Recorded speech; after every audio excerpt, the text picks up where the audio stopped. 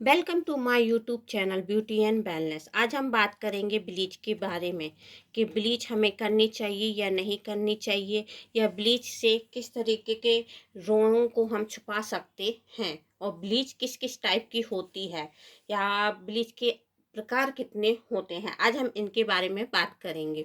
जैसा कि आप देख ही सकते हैं, यहाँ ब्लीचिंग की परिभाषा दी हुई है, जिसमें रोगों को निकालने का एक अच्छा तरीका ब्लीचिंग है।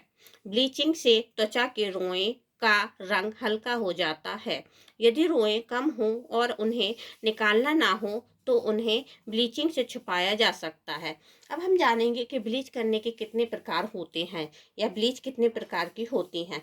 जैसे कि आप इमेज में देख ही सकते हैं, ब्लीच के दो प्रकार होते हैं। एक होती है क्रीम ब्लीच और दूसरी होती है पाउडर ब्लीच। अब ब्लीच किस तरीके से की जा सकती है, हमें इसकी जानकारी भी होना चाहिए, या फिर क्रीम ब्लीच कैसी होती है, हमें इसकी जानकारी होना चाहिए। जैसा कि आप देख ही सकते हैं, जो क्रीम ब्लीच है वह उसकी कुछ परिभाषा वगैरह यहाँ पर दी हुई है। क्रीम ब्लीच सबसे ज़्यादा इस्तेमाल किया जाने वाला ब्लीच है। इम्पोर्टेंट या लोकल दोनों ही तैयार किया हुआ मिलता है। क्रीम ब्लीच इस्तेमाल करने में बहुत आसान होता है। क्रीम अधिक तथा एक्टिवेटर कम मात्रा में लेकर ब्लीच बनाना चाहिए, लेकिन यदि तीव्र इफेक्ट चाहिए तो एक्टिवेटर थोड़ा अधिक मात्रा में लीजिए, और एक्टिवेटर को अच्छी तरह से क्रम में करना अनिवार्य मिक्स करना चाहिए, जब तक एक्टिवेटर के दाने घुल ना जाएं। इसके बाद जहां आप ब्लीचिंग करना चाहती हैं वहां अप्लाई करना चाहिए। जैसा कि आप इमेज में देख ही सकती हैं, यहाँ ब्लीच की कुछ इमेज दी हुई हैं, जैसे कि Nature's gold bleach, Fem ultra ultra gold bleach, और यहाँ एक फेस पर ब्लीच की इमेज दिखाई गई है कि किस तरीके से हमें ब्लीच को फेस पर अप्लाई करना है। यहाँ पर फर्स्ट इमेज में जैसा कि आप देख ही सकते हैं, यहाँ पर क्रीम और एक्टिवेटर दिखाया गया हुआ है, जो कि क्रीम की हमें अधिक मात्रा लेनी है, और उससे चुटकी भर या चुटकी भर से थोड़ा ज़्यादा हमें एक्टिवेटर पाउडर डालना है।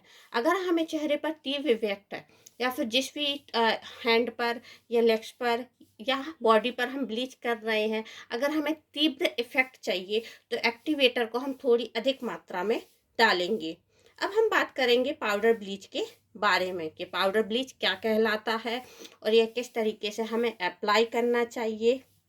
हम जानेंगे पाउडर ब्लीच के बारे में। जैसा कि आप देख ही सकते हैं, पाउडर ब्लीचिंग के लिए निम्नलिखित सामग्री लेनी चाहिए: ठंडा पानी, एंटीसेप्टिक पानी, डिटॉल वाला अथवा सेवलॉन वाला।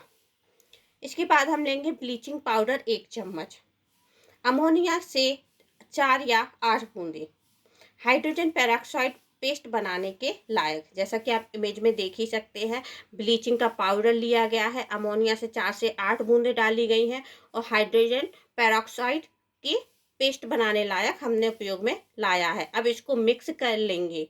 इसके बाद हम जानेंगे कि इसको कैसे अप्लाई करेंगे, और यह कहाँ कहाँ पर उपयोगी हो सकता है करने के लिए। जैसे कि आप देख ही सकते हैं, ब्लीचिंग कहाँ कहाँ हो सकती है: पैर पर, मुंह पर, मस्तिष्क के बालों पर, और पूरे शरीर पर। अब आप इमेज में देख ही सकते हैं, फेस पर, जो कि इसको ब्रश की सहायता से अप्लाई किया जाता है, जिसमें आइस को छोड़ दिया जाता है और आई के अलावा पूरे फेस पर अप्लाई कर दिया जाता है। इसके बाद आप सेकेंड इमेज में देख ही सकते हैं कि किस तरीके से हेयर पर ब्लीच अप्लाई की जा रही है। अगली इमेज में आप देख रहे होंगे कि हैंड पर अमोनिया ब्लीच किस तरीके से की गई है, जो कि ब्लीच के बाद का हैंड और ब्लीच के पहले का हैंड नज़र आ रहा है। तो ब्लीच करने से हैंड चिकना, साफ और गोरा नज़र आ रहा है। इसके बाद हम बात करेंगे कि ब्लीच के दुष्परिणाम क्या क्या हो सकते हैं। भाई, अब ब्लीच कर ली है तो उसकी भी जानकारी ले लिए, कितने प्रकार की ब्लीच होती है उनकी भी हमें जानकारी हो गई है। तो अब ब्लीच करने से हमें कुछ दुष्परिणाम हो सकते हैं नहीं, हमें इसकी भी जानकारी होना चाहिए। जैसा कि आप देख ही सकते हैं, लंबे समय तक ब्लीच करने से स्किन काली हो सकती है। अमोनिया स्किन के लिए नुकसानदेह होता है। इससे एलर्जी हो सकती है। स्किन खुरदरी और ड्राई हो सकती है। स्किन पर कैंसर होने की संभावना हो सकती है। जैसे कि आपने जाना कि किस तरीके से अगर है ना इसके दुष्परिणाम हो सकते हैं। अगर लंबे समय तक हम ब्लीच करेंगे तो इससे स्किन काली हो सकती है और अमोनिया हमारी स्किन के लिए नुकसानदेह हो सकता है।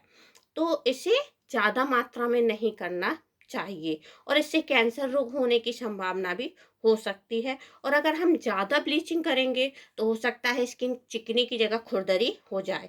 अब हम जानेंगे इसकी आवश्यक सूचना। जैसा कि आप देख ही सकते हैं, यदि फेस पर घाव हो या खून निकल रहा हो तो ऐसी जगह पर ब्लीचिंग नहीं करना चाहिए। यदि स्किन बहुत नाजुक हो तो ब्लीच नहीं करनी चाहिए।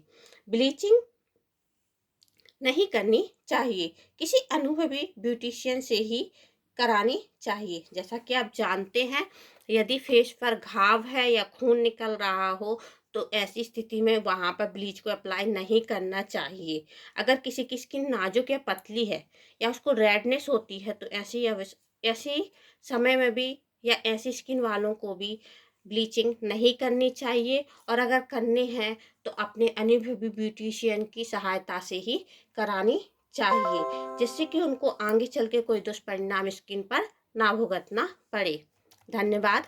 लाइक, कमेंट और चैनल को सब्सक्राइब करना ना भूलें और बेल आइकन पर ज़रूर क्लिक करें।